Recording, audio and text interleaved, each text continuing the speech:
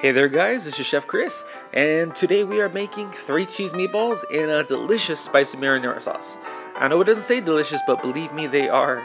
Alright, so this is my usual go-to marinara recipe, something I would use for maybe pizzas or pastas, but it goes great with these meatballs. And there's actually something tucked inside the meatballs because it made a little surprise for later. Alright, so we're going to start off with a small sliced red onion. You can dice yours, whatever you like. You are the boss of your spicy marinara sauce. Even though I'm telling you how to make this sauce, you can overrule me. No, Chef Chris, I want my onions diced. That makes you the boss. Alright, so I tossed mine in a saute pan with a little bit of olive oil. Not too much. Onions, mushrooms have quite a bit of water, so it doesn't take too much oil to soften them up. Of course, we're going to season everything with some salt and some pepper, fresh cracked, of course. That's going to help draw out the moisture in the onions and darken them up. Once they become around here, as you can tell, they've softened up, become a little dark with that flavor. We're going to add a couple of splashes of balsamic vinegar. Give it a nice little stir, see how much you need. If you need a little more, as you can tell, I needed just a little bit more on the other side. We're also going to add about a teaspoon of brown sugar to counteract with the acidity in the vinegar. Give it a nice little stir, saute it for maybe a minute more, and set those aside. Now in a bowl, I have 2 slices of honey oat bread. I'm using honey oat. You have white, go ahead and use it, no problem. We're going to soak it in some milk for about 15 minutes. In another bowl, we have some plum tomatoes. I'm using San Marzano tomatoes. That's an Italian plum tomato. Of course, you can use regular any whole plum tomato. Alright, while the bread was soaking, I ran out to the garden. I chopped up a couple of fresh basil, a little flat leaf Italian parsley. I'm also going to chop up a little bit of garlic, finally mince that. As much garlic as you want. Of course, again, you are the boss of your spicy marinara sauce. And to that, we're also going to add a couple of Roma tomatoes. You don't want to cut them too small. I cut mine into 12ths, half and half into 6. And we're going to grab a stainless steel saute pan now. And we're going to add a little bit of, actually quite a bit of olive oil in there. Turn the heat to about medium, low. Don't want it too high at all. Toss in those garlics. You basically just want to flavor the oil here, so be careful not to burn the garlics. We're also going to add a little bit of white wine. I love white wine in my sauce as well as in my glass. So as you can tell, unfortunately I ran out there. Then we're going to toss in those gorgeous Roma tomatoes now. Give them a little saute for about a minute, minute and a half more. Burn off a little bit of the alcohol from the white wine if you want to. And then we're going to toss in those plum tomatoes. Go ahead and throw those on in.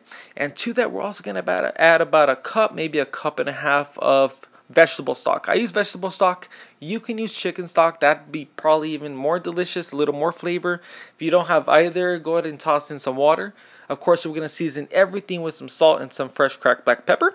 And my favorite seasoning, cayenne. I use this in about every single dish I do. I love it. We're also going to add some dried oregano here. I didn't have any fresh. It was unfortunate. And we're going to go and let that simmer for about 30 minutes on medium heat. While that was simmering, I ran to make these gorgeous meatballs. I got half a pound of ground veal. We're throwing in that garlic, throwing in some chopped onion. And we're also going to toss in maybe about a 1/4 cup of grated Parmesan cheese. And about half a cup of cheese. It's a Fiesta blend I got at Walmart. I believe it's half cheddar and half mozzarella, I think.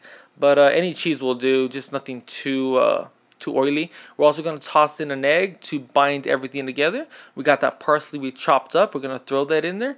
And we're going to run and grab that bread. It's been soaking for about 15 minutes. Go ahead and squeeze out quite a bit of milk. You don't want to squeeze it all out. You want them to be a little moist. And of course, we're going to season everything with salt and some fresh cracked black pepper. And like I said, cayenne, my favorite seasoning. I add quite a bit. I like my balls to be extra spicy. Alright, now for the fun part. We're going to get nice and dirty. Go ahead and grab those hands.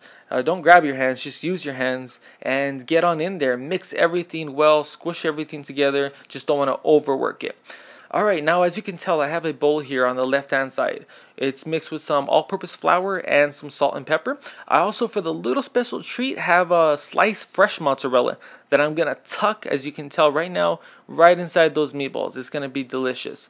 I rolled the meatballs, created a nice little divot in there and re-rolled it. You want to make sure the mozzarella is pretty centered, because otherwise when you're cooking it, it's going to goo on out. Sounds great, but for presentation wise, we want to keep it as centered as we can. We're going to toss that in the flour. Go ahead and wipe some of that off and place them in the fridge for about 30 minutes to stiffen up. While those were stiffening up, I ran back to the marinara sauce, and we added a little bit of fresh basil.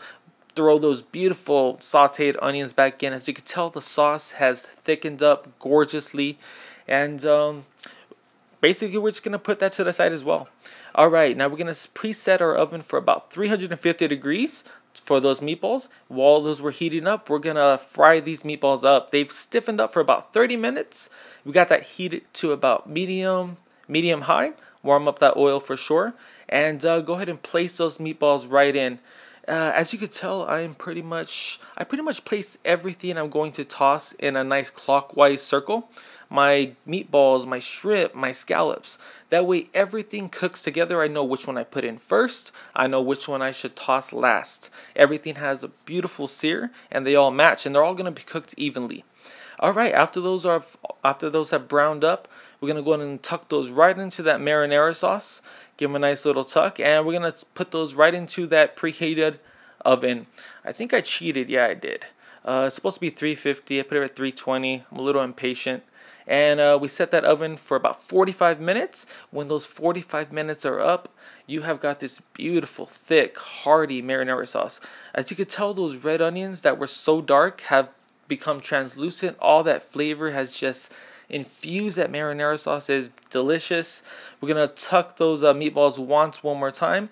Top it off with a little bit more of that fresh basil that I chiffonaded up, which means basically just cut into those ribbons. Strips basically.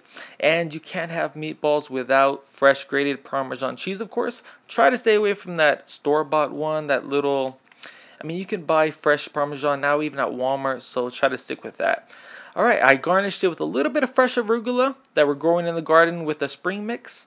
And now for the money shot. As you can tell, look at that. Beautiful. Look at that cheese. It's gorgeous. I'm so sorry about the shake. I took this outside on the table. I tried to retake the shot. By the time the sun was gone, and so were the meatballs. And if there's any recipes you guys would like to learn how to make, let me know. And I hope you guys enjoy.